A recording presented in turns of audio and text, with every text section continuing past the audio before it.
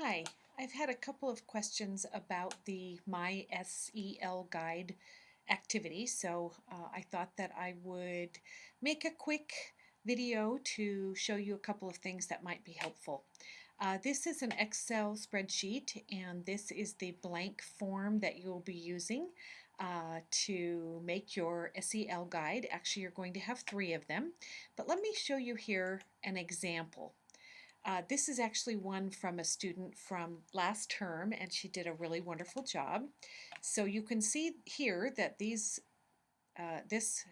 column and this row are standard, and so those will stay, but you will fill in your own information in these boxes right here. So what you're going to do is you're going to get out your California Preschool Learning Foundations, and you're going to choose a substrand and a foundation that you want to focus on related to a target area that you want to explore. So let's say you think about a child that needs some specific skills. What's the target area that you want to help that child in? So in this case, the student wanted to help a child who would shout out answers and not give classmates time to respond. So then you would go into the substrand and foundation and list where do you think this target area falls. This student uh, chose self-regulation and the foundation of regulate attention, thoughts, feelings, and impulses. And I would agree that that substrand and foundation definitely supports the target area that she wants to work on for this student.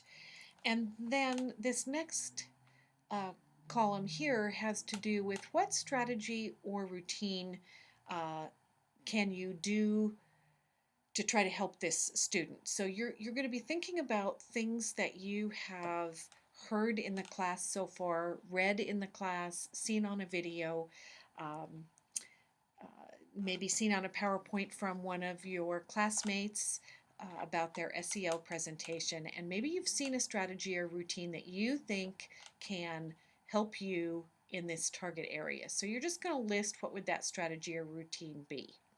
And where did you find it? So, for instance, this was a little bit later in the term, but she found this information in week 5 in an SEL presentation on responsive classroom.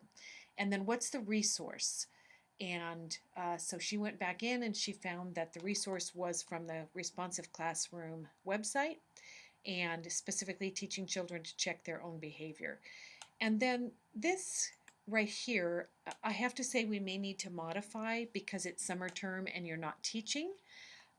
So I modified it to say, what's a description and a use of the strategy that you could use in your classroom or your home or any place where there are children? In this case, the student was in her own classroom. It was before the spring semester ended. And so she said exactly what she did in her classroom and how well it worked. If you have the opportunity to try this strategy or routine, then you can fill in this category, maybe with one of your own children, maybe you're at your friend's house and you see their children and there's something that you could try, and then you can report on it here. If you don't have the opportunity this summer, just don't worry about this column. I'm not going to worry about it, but I wanted to give you the opportunity. If you do have children that you see on a regular basis, you might try out some of these areas. So you can see here the Learning Foundation strand. There are three of them for social emotional development: self, social interaction, and relationships. So you're just going to choose a target area for each, support it with the California Preschool Learning Foundations, and you're going to choose from the foundations which you feel are related to your target area. What are you going to try? Where do you find that information and the resource where you find that information?